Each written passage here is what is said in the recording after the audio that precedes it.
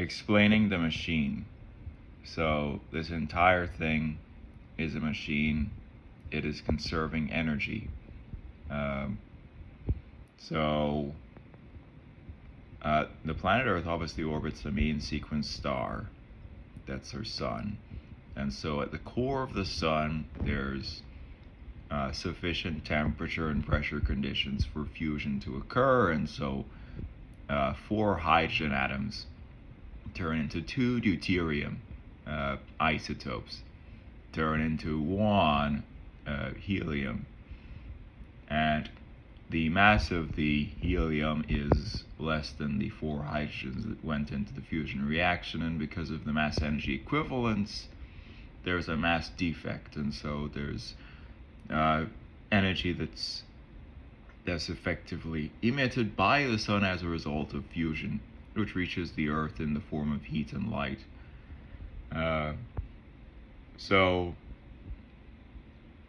The machine is conserving energy, and it is also conserving angular momentum. And so when a star forms, there's a disk of gas and dust around it. And so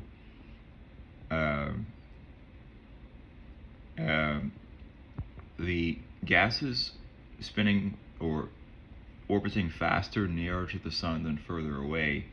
And so what happens is that when planets form and dense regions of that cloud collapse into a planet, angular momentum must be conserved. And so this is exactly why when the planet Earth formed, it was spinning towards the east, and it's still spinning towards the east to this day, and we don't have to worry about that stopping for a while.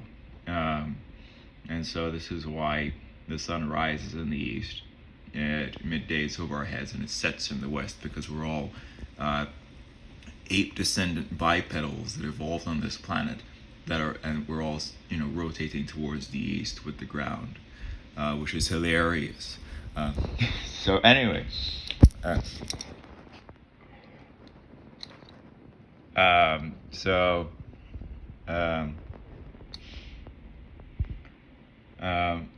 the machine conserves angular momentum as well if you are a frequenter of strip clubs. And so if you go and you see a performer spinning around the pole with her body fully extended and mass dispersed away from the center of rotation, which is the pole, and then constricts her body towards the pole, what's effectively happening is that her moment of inertia is reducing, and because angular momentum is the moment of inertia of the body multiplied by the angular velocity must increase, and the stripper spins faster around the pole. And so the machine conserves angular momentum all the way back to the formation of the Earth 4.54 billion years ago, and then also on the scale of individual puny humans who are strippers performing a pole dancing routine, or even an ice skater. The entire thing is actually a machine. And so let's talk about energy. And so I had stated that the Earth is receiving energy from the sun. Actually, all forms of energy that are on the Earth are fundamentally due to the sun. And so effectively, there's a temperature gradient because the radiation that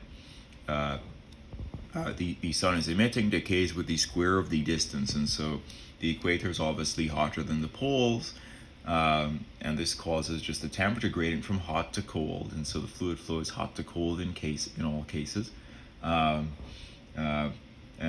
also the Earth is rotating. That has some contribution, and also the sun during the day heats up the land far more than the water, because the water has a very high specific heat capacity and takes a whole lot of energy to increase its temperature there.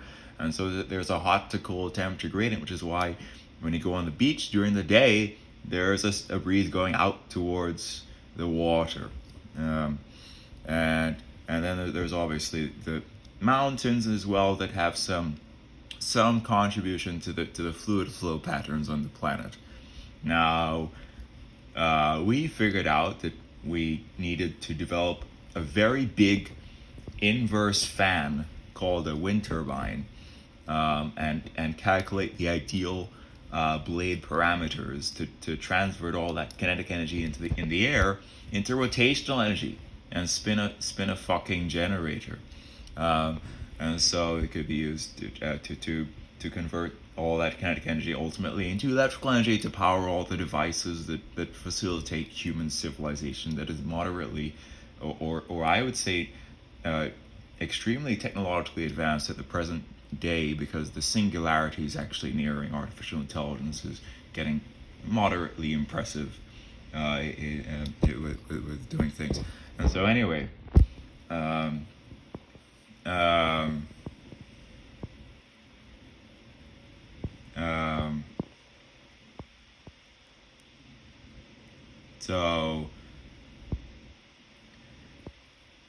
and then obviously as well you have hydroelectric energy, and this is just because the universe minimizes potential energy, and so the water is going to flow downhill, and you can spin something with that and generate electricity. How is hydroelectric fundamentally from the sun? It's because the sun provided the gravity to initially form the Earth, and then and also provided the conditions for the collapsing of the planet into its final configuration, which included a whole lot of water, and and then it can then there's the universe minimizing potential energy, leading to hydroelectric power harnessing. And so the whole thing is conserving energy, even me speaking, recording this video right now, which is nutty. Other things about the machine is that it's running an evolutionary algorithm. And so the evolutionary algorithm is the following.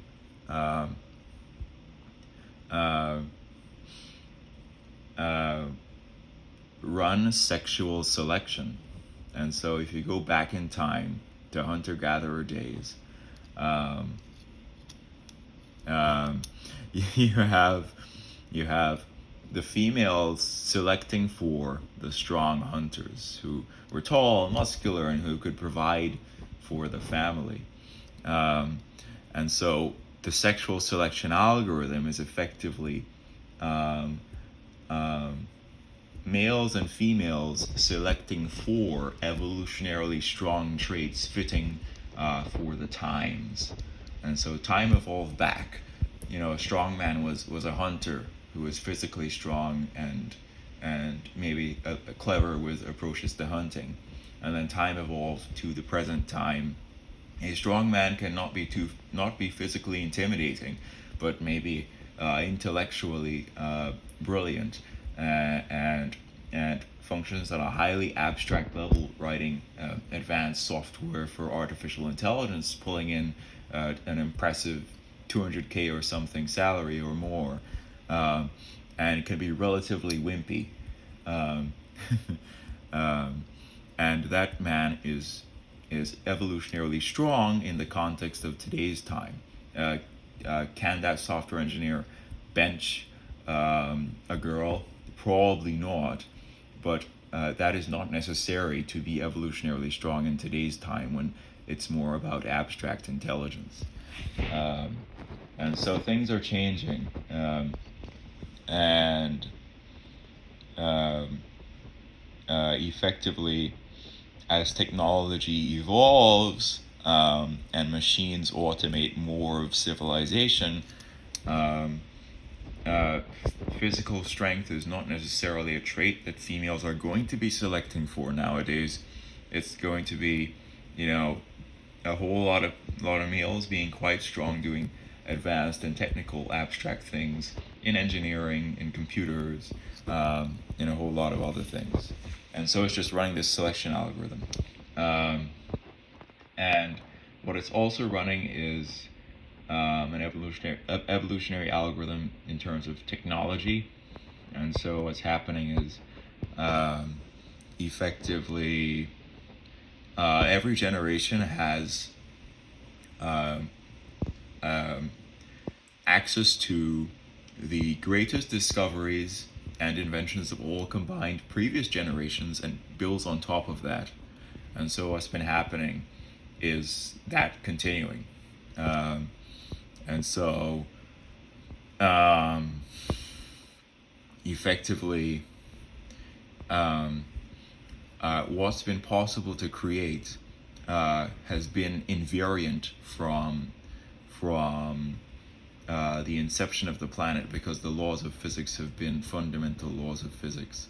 And so when the Wright brothers got excited about trying to imitate uh, uh, heavier than air flight because birds could do it, because it's possible to do within the constraints of the universe, and we could just try and devise a mechanical way of imitating that. That was always something that could be done, and that ultimately, with enough time, humans would invent. Uh, and so it's very interesting. And so they do the heavy than air flight thing, and then effectively what happened is that there are a whole lot of people who thought they were crazy, which is how it works. When you have someone trying to do something that's not been done before, but is physically possible to do. And so it's not crazy if it's within the constraints of known physics, it's possible. And so if a bird can do it, a man just needs to figure out a mechanical way to imitate that, because it's already possible to do within the constraints of physics, because birds do it. And so they do it, and they get their first successful flight. And then fast time evolved. Flying is not a luxury. Tickets, are quite cheap, and there's a whole system and infrastructure with computers optimizing at airports and air traffic controllers using computers to optimize the airports, and the planes largely being autonomous. By the way, planes are an easier autonomy problem than self-driving cars, because there's less information to deal with up there in the skies than all the possible things that could go wrong when you're driving. And this is the machine. So um,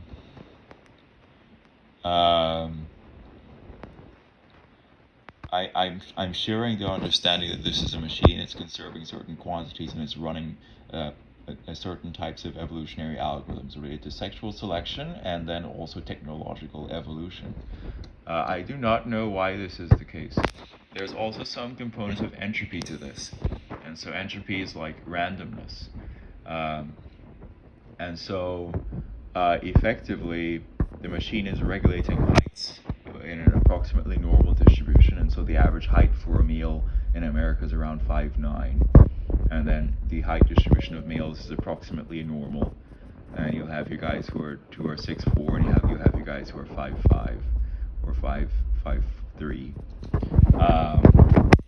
But those are anomalous, and so the machine is approximately normally distributing human height and other factors as a deterministic thing, which has some level of entropy or randomness to certain genetic traits combining, leading to an emergent human with a certain height, which ultimately ends up being normally distributed by the machine. The machine is very interesting. And so and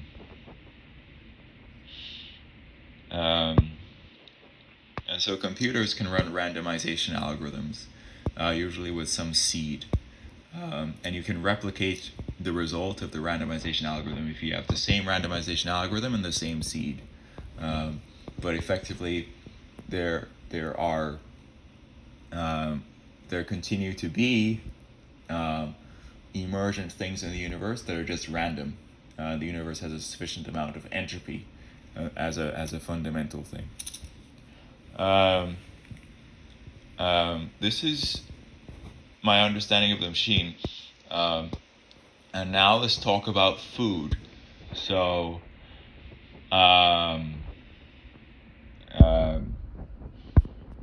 if you're thinking about food in the context of this being a machine that's conserving energy, let's talk about trees. And so, a tree is growing, it's sprouting its first leaves, and it's conducting for the first time photosynthesis, which is CO2 plus H2O plus sunlight, with chlorophyll as this active component of the reaction undergoing. And it's producing oxygen, or O2, and it's producing starch. Now, the starch is used to grow the tree, and so that starch is building out the infrastructure of the tree. And when the tree's full sized and ready to be a nice fruit producing tree, that starch is siphoned off to the fruits and forms fructose and sucrose that goes into apples and mangoes that you can pick. And fundamentally, that tree is receiving the sun's energy as a means of growing and ultimately being a fruit-producing tree if it is of that type. And the energy contained in these sucrose and fructose in those fruits comes from the starch produced from photosynthesis, which requires the sun's energy. And then the fruits can be picked, distributed, and consumed. And when you consume the fruit, the fructose and sucrose is being processed by your body into energy, such that you can move around and think, because electrical activity in the brain is also only possible due to the body having a source of energy. And so the entire thing, even me recording this, is objectively a machine. And so I'm sharing this understanding. The other thing that is incredibly weird is that there's emergent religions that are all kind of quirky. And so you have these messiah figures that are quite arrogant and have a vision and are philosophers. And so there was Buddha, and so Buddha was a philosopher. He had followers, and then Buddhism gains momentum, and it's a way of being. And then you have Muhammad, and Muhammad is Islam, and so on, and then there's the Quran and the development of that, and all the Islamic prophets and writers, and so on, developing that, and with the associated moral structure, and then randomly, for some reason, the unique difference in moral structure from typical religions like Christianity, in which a man can have more than one wife. Now, what is hilarious is that all those Muslims, some of them quite wealthy, in an oil-rich Middle East, wearing white robes and so on, and driving fancy cars, ultimately, that's just emitting vehicles, putting CO2 into the atmosphere, which is one of the greenhouse gases, causing radiation that would normally be lost to space to be reflected back down towards the Earth, causing the greenhouse effect. And so what happens there?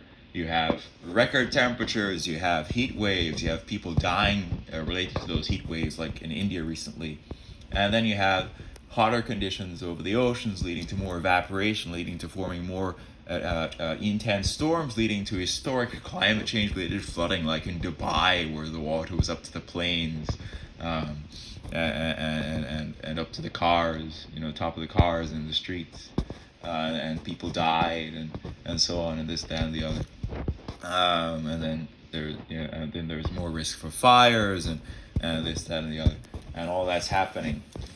And so what's happening is that there's actually no benevolent God, and the machine, for some reason, is leading us to evolve notions of some kind of benevolent God related to our own goal-oriented behavior and perception of local prosperity.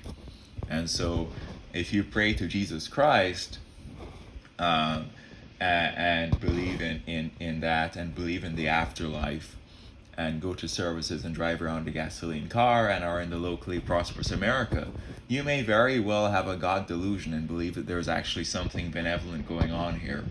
And then after years of all those emissions in the dominantly Christian fossil fuel powered America and other countries that are major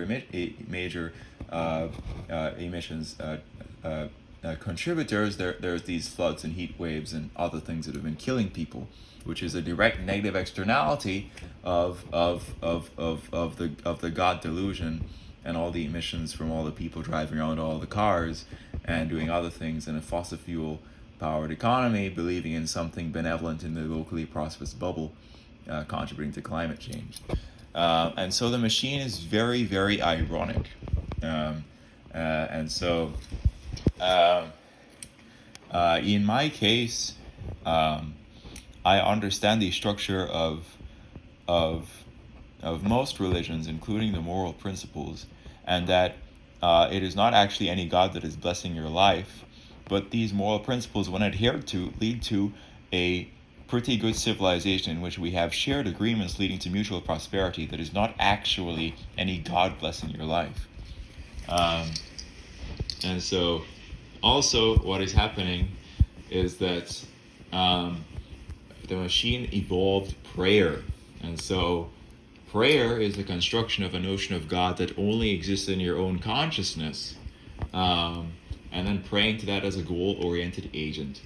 And so that comes along with the delusion that if your prayer becomes manifest, that some benevolent God heard your prayer and is blessing your life, when actually it is just a phenomenon of consciousness and you're not contacting anything higher at all. And so effectively people pray for something, they have that as an ambition or a thing, then they take outward action in the world to manifest that, and if it does become manifest, they have a confirmation bias, which also comes along with a delusion that some benevolent God heard that prayer and blessed them with what they had asked for. Now, a whole lot of prayers go unanswered because it's stupid and is not contacting anything higher. And so it's very ironic. The machine is very, very ironic. Anyway,